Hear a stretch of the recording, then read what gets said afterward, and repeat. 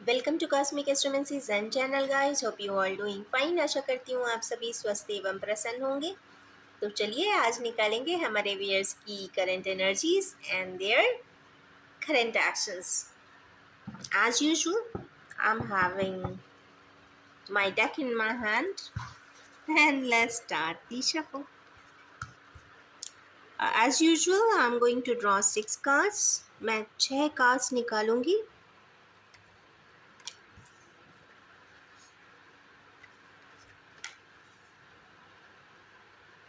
क्या बात है, बहुत प्यारी कार्ड्स हैं। Wow, beautiful and wonderful. देखिए गाइस, ये एक के साथ दो आ रहे हैं तो आई एम टेकिंग बोथ।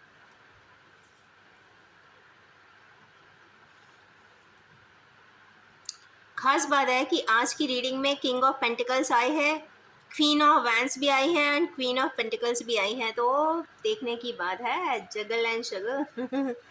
सबसे पहला है एस ऑफ सोर्स।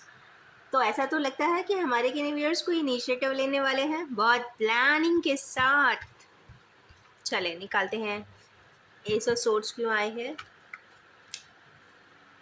बैलेंस बनाना चाहते हैं हमारे केने व्यूअर्स, एक ऐसा स्टेप उठाना चाहते हैं जिसके बाद उनकी परिस्थितियों में कोई पर्टिकुलर प्रकार का बैलेंस आ जाए, या फिर वो कुछ डोनेशंस करना चाहते हैं। चलिए एक कार्ड और निकालते हैं इसी की क्लैरिटी के लिए। वो व्यूअर्स कुछ सोच रहे हैं, कोई डिसीजन लेना चाहते हैं और ऐसा डिसीजन लेना चाहते हैं जिसके बाद एक इनिशिएटिव भी ले सके, एक डिसीजन भी ले सके और साथ में उनके सर्कमस्टेंसेस में हार्मनी भी आ सके। तो यस, ये एक मेन जो कार्ड है, एक अच्छा सा डिसीजन और एक क्रिएटिव सी एक अच्छा सा इनिशिएटिव एंड क्रिएटिव सा डिसीजन। चले भाई बता दीजिए किंग साहब क्यों आए हैं। लॉयल एंड रॉयल किंग आए हैं भाई। पूछें ओके, वो पॉजिटिविटी बनाने के लिए आए हैं। Means I am on the authority. किस बात की क्लैरिटी मिली है? या तो आपको क्लैरिटी मिली है या तो आपको किसी प्रकार का कन्फर्मेशन किसी को देना है। अथॉरिटी वाली चीज, एक्शन, एक्शन लेना है। किस प्रकार का क्लैरिटी है या एक्शन है, पहले तो ये क्लियर हो जाए। ये ओके ओके ओके, कल मैंने कोई बात कहा था, कोई कार्ड्स ऐसे आए थे एक के बाद एक और 3 ऑफ सोर्स आया था। तो यस, ऐसा किसी कुछ क्लैरिटी मिली है। ओके, हमारे के व्यूअर्स को अगर पुरानी कोई बातों के बारे में उन्होंने सोचा है बहुत डिटेल में या लोगों से पूछा है तो शायद उन्हें क्लैरिटी मिली है। तो खुश हो जाएं, अगर आपको क्लैरिटी मिली है तो शायद आगे बढ़ने में बहुत आसानी होगी या चीज़ों को सॉल्व करने में आसानी होगी। कई बार क्या होता है कि आप कंफ्यूजन में सही पर्सन को भी गलत समझ लेते हो और सही पर्सन को गलत समझ लेते हो और गलत पर्सन को सही समझ लेते हो। तो ये जो होता है वो कंफ्यूजन की वजह से होता है, बैड टाइमिंग की वजह से होता है और फिर प्रोपोगेट होती हैं इविल स्टोरीज। तो खैर, put and hold on it. Clarity हो चुकी है, सन इसीलिए आई है। फूल क्यों आया है? क्या बात है, किंग की भरमार है। यहाँ भी किंग आए हैं भाई। क्या बताना चाहते हैं, किंग क्यों आए हैं? ओके, एक ऐसे एंथुजियास्टिक किंग जो बहुत ज़्यादा अपने आप को ट्रैप्ड एंड ट्रिप्ड पाते हैं, आगे का रास्ता दिखाई नहीं देता, बहुत ज़्यादा ऐसा उन्हें लगता है कि there is no way out of this circumstances, कोई रास्ता नहीं है। तो एक चीज़ बहुत अच्छी आई है कि ये 10 का ही फिगर है। 10 के बाद हमेशा 11 आता है और 11 ये फूल की ही एनर्जी के जैसा होता है। कहने का मतलब ये है कि एक किसी किंग लाइक पर्सन जो खुद डिसीजन लेंगे, किसी से पूछेंगे नहीं, स्वयं के डिसीजन के साथ वो ऐसी अवस्था से बाहर निकलेंगे और न्यू बिगिनिंग भी करेंगे।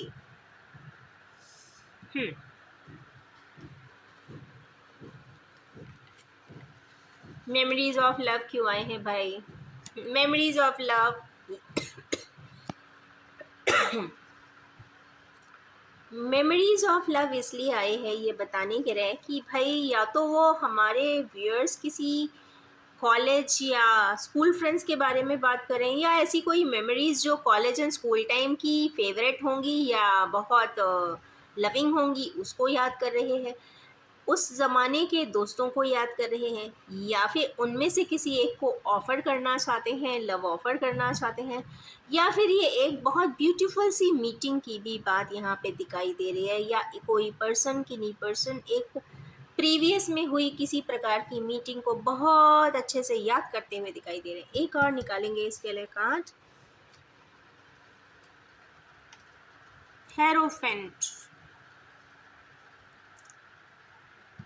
ये वाला जो कार्ड है इधर आया है, तो ये तो प्रोफेस का कार्ड है। या तो उन्हें उस मीटिंग का मैजिक पता चला होगा, या कोई ऐसा पर्सन है जो काफ़ी लर्नड है, उसके बारे में बात हो रही है, या फिर कुछ चेंज चाहते हैं, हार्मनी चाहते हैं और इनिशिएटिव चाहते हैं, तो वो कॉन्फर्मेशन के साथ चाहते हैं एंड अप्रूवल्स के साथ चाहते हैं। तो शायद उनको अप्रूवल मिल गया है या मिलने वाला है। ये कुछ अप्रूवल होंगे वो बहुत एरिस्टोक्रेटिक अप्रूवल्स होते हैं और पब्लिक ओरिएंटेशन भी देते हैं, तो किसी प्रकार की अप्रूवल की बात है। क्वीन क्यों आई है भाई?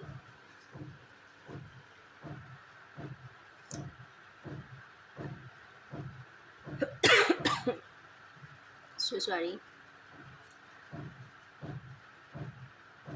Hanged man. एक और कार्ड लूंगी। क्या बात है, आज किंग ही किंग आए हैं। एक ऐसे पर्सन है जो इस वक्त बहुत ज़्यादा हैंग्ड हैं, वो समझ नहीं पा रही है कि उन्हें क्या करना चाहिए। वो किसी ऐसे पर्सन की बात कर रही हैं जो अथॉरिटी पे है, जो इनकी लाइफ में बहुत या तो इम्पॉर्टेंट है, उसको लेकर यहाँ स्टक अप हुई हुई हैं। क्यों स्टक अप हुई हैं? या तो स्टक हुई हैं, नहीं तो लेट गो करना चाहती हैं। क्या और एक इन्फॉर्मेशन देंगे एंजल्स टू क्लैरिफाई इट? बंधन महसूस कर रही हैं। ऐसा लगता है कि ऐसी सर्कमस्टेंसेस में जहां वो हमेशा अटका हुआ पाती हैं, चेंड पाती हैं, जैसा चाहती हैं कर नहीं पाती हैं, या उस चेन से वो खुद भी आज़ाद हो जाना चाहती हैं।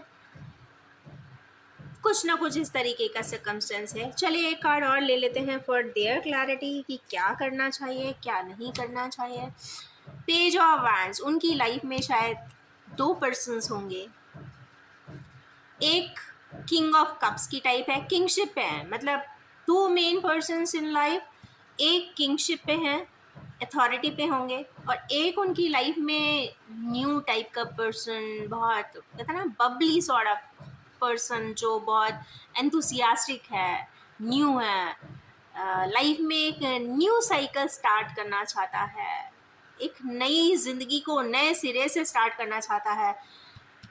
वो इन दोनों में से स्टक है कि whom टू चूज़, ये हो सकता है। तो चॉइस के लिए भी कुछ आया हुआ कार्ड हो सकता है ये। चले एक और निकालते हैं भाई। क्वीन ऑफ पेंटिकल्स क्यों आई है? क्वीन ऑफ पेंटिकल्स, पेज और source means messages and texting. कुछ ना कुछ मिलता हुआ दिखाई दे रहा है, या तो मैसेज या तो टेक्स्ट, या तो कुछ चीज़ें जो हाइड एंड सीक थी या छुपी हुई थी वो इन्हें पता चलती हुई दिखाई दे रही है। या कल भी इस तरीके का कार्ड आए थे, तो इनको शायद ज़रूरत है और भी बहुत सारी चीज़ जानने की जो शायद उनको ना पता हो। वो शायद उनके प्रीस लाइक पर्सन कोई बता सके, मदर या मदर लाइक पर्सन कोई बता सके, जिसको ये अपने मदर जैसा मानती हो, वो भी शायद इस परिस्थिति में कुछ अपनी रोशनी डाल सकती हैं, ऐसा दिखाई देता है। एक कार्ड और लूँगी। इमोशंस से विड्रॉ, एक कार्ड और। इनसफिशिएंट इंफॉर्मेशन है गाइस।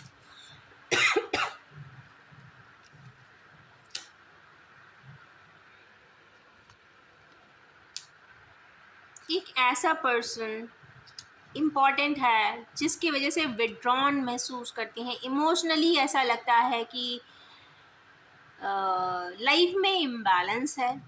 एक ऐसा पर्सन जो मेहनत तो कर रहा है, बैलेंसिंग के लिए मेहनत कर रहा है, डिसीजन के प्रोसेस में है और उसका अप्रूवल या कुछ उससे रिलेटेड इंफॉर्मेशंस हाई प्रीस्टेस शायद दे सकती हैं, या फिर ये हो सकता है कि इस पर्सन के बारे में बात हाई प्रीस्टेस या मदर लाइक फीचर कर सकती हैं, क्योंकि यहाँ मून क्लैरिफाई नहीं कर रहा है, तो हो सकता है इनकी माँ ना हो, इनकी मदर लाइक कोई और पर्सन हो, एल्डर हो, वो इन्हें कुछ बात बता सकें या इनसे रिलेटेड कोई चीज़ उन्हें बताएं या फिर कोऑर्डिनेट करें, या कुछ ना कुछ दिखाई दे रहा है। चले देखते हैं कंप्लीशन इन द फैमिली क्यों आई है। वैसे completion is a good sign, उसके लिए आई है जो इस वक्त काफ़ी दुखी है, रिग्रेट में है और बैलेंस कर देना चाहते हैं। यहाँ वो चैरिटी के साथ, डिसीजन के साथ बैलेंस कर देना चाहते हैं, यहाँ वो अपने एफर्ट से बैलेंस कर देना चाहते हैं। किस चीज़ को बैलेंस कर देना चाहते हैं?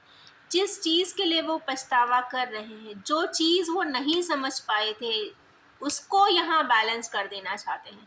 अगर किसी पर्सन को हर्ट किया था तो उसको बैलेंस कर देना चाहते हैं, ऐसा कोई एक्ट के साथ, ऐसी कोई खुशी दे देना चाहते हैं जिससे कि उनकी किए हुई उस घटना को शून्य किया जा सके या फिर टेम्परेट किया जा सके। तो टेम्परेंस का कार्ड इससे ले आया है। एक कार्ड और लूँगी फॉर फाइनली फॉर इट। पर जो भी हैं अपने आप को बंधन में महसूस कर रहे हैं, मेरे ख्याल से ये यहाँ आएगा, बंधन में महसूस कर रहे हैं। 8 की एनर्जीज है और टेम्परेंस है। ऐसे पर्सन जो रिग्रेट कर रहे हैं, बंधा हुआ महसूस करते हैं, बट कर देना चाहते हैं टेम्परेंस। ओके, कंप्लीटनेस वो चाहते हैं, वो चीज़ों को बैलेंस कर देना चाहते हैं। अगर किसी को ट्रबल किया था तो अनट्रबल कर देना चाहते हैं। अगर किसी को किसी बंधन में खुद बांध दिया था कि ऐसा नहीं, ऐसा नहीं कर सकते, तो वो बंधन खुद ही खोल देना चाहते हैं। या फिर कुछ सपोज ब्लॉक किया था तो अनब्लॉक कर देना चाहते हैं। अगर किसी को अनलव किया था तो लव कर देना चाहते हैं। अगर किसी को अनहार्मोनाइज किया था उसको हार्मनी दे देना चाहते हैं। किसी को हर्ट किया था उसको अनहर्ट कर देना चाहते हैं। कहने की बात ये कि वो ऐसी तब्दीली के साथ एक्शन करना चाहते हैं जिससे की हुई एक्ट को बैलेंस कर दिया जा सके। ये अच्छा सोच है, अच्छा थॉट है, थॉटफुल है ये चीज़, पर बैलेंस हो जाए, that is important thing. Because life में मिस्टेक्स, एरर्स होती है because of time and confusions. But yes, अगर कहते ना देर से ही सही, पर अगर समय पे पहुंच भी गए तो भी बहुत अच्छा है। तो अगर कोई अच्छे कार्य अगर आप अपने कार्यों को रिसरेक्ट करने के लिए करते हैं तो that is an good quality. क्योंकि ये भी क्योंकि ये भी बहुत इम्पॉर्टेंट है कि एक्सेप्टेंस, की हुई गलती को एक्सेप्ट करना भी बहुत बड़ी बात है आज के ज़माने में। लोग जानते हैं कि मैं गलत हूँ, लोग जानते हैं, भगवान से कह देते हैं कि I am so sorry for it, but उस पर्सन से कहने के लिए ना बहुत मेहनत लगती है। और अगर ये ऐसा कर पा रहे हैं तो बहुत बड़ी बात है, अप्रिशिएबल है। चले नेक्स्ट एक्शन निकालेंगे guys. Only 3 cards for today.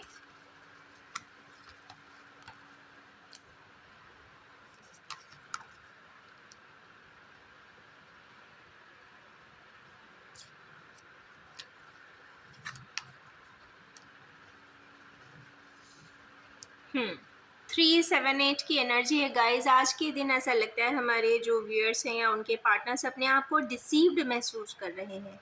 7 की एनर्जीज आई है। कहीं ना कहीं ऐसा उन्हें लगता है कि उन्हें बहुत सी बातें या तो पता नहीं है, क्योंकि यहाँ भी एक वो वर्ड आया था सीक्रेट का। हो सकता है क्योंकि यहाँ पे इस लेडी को भी नहीं पता है, means feminine energy and male person दोनों को ही कुछ बातें शायद नहीं पता है। जो कहते हैं ना, एक थर्ड पर्सन ने ही बहुत सारी चीज़ें सीक्रेटली हाइड की हुई है जो सरफेस पे नहीं आई होगी।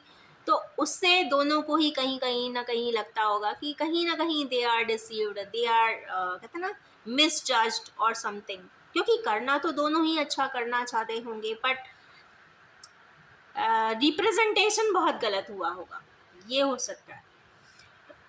इसका मतलब है कि थर्ड पर्सन कोई ना कोई होगा जो behind the screen and scene भी काम किया होगा।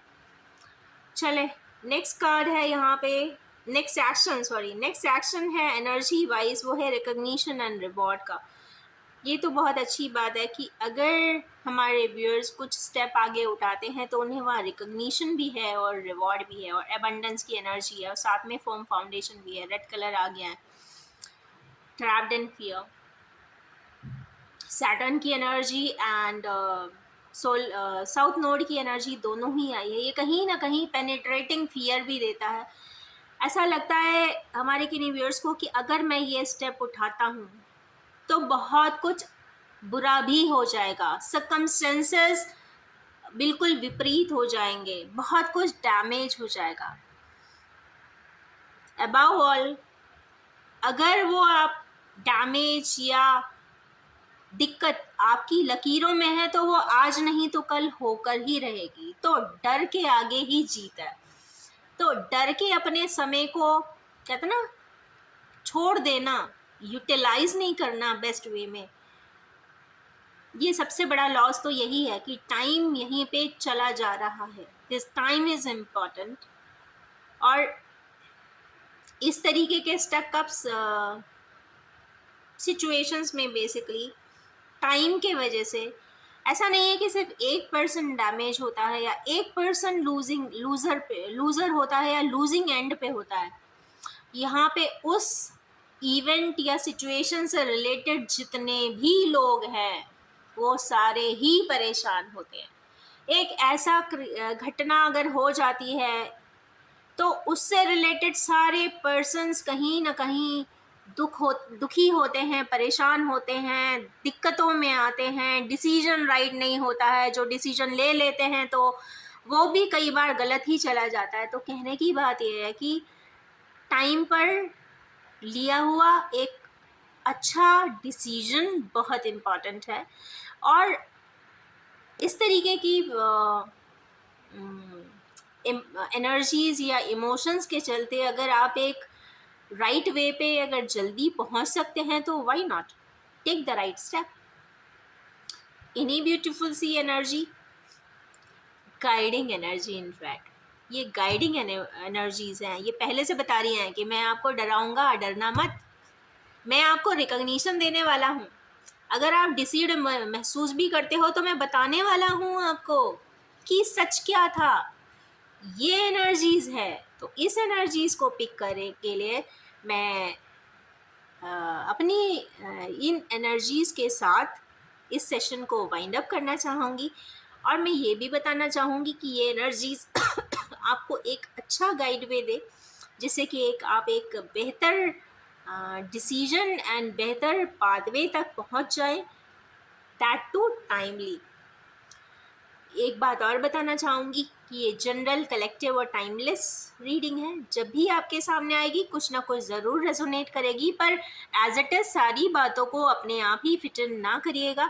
और जो अच्छा लगे, आपके मन को भाए, आपको कहीं ना कहीं रेजोनेटिंग लगे, बस उसको उतना ही पिक करिए। अगर एक छोटी सी गाइड वे भी आपकी लाइफ में रोशनी लाती है या एक बेहतर स्माइल भी लाती है तो मेरा टास्क बहुत फुलफिल हो जाता है यहाँ पर। तो इन्हीं ब्यूटीफुल सी एनर्जीज के साथ मैं इस रीडिंग को एंड करना चाहूँगी। Wish you all have a most happening and abundant time ahead. Thank you so much.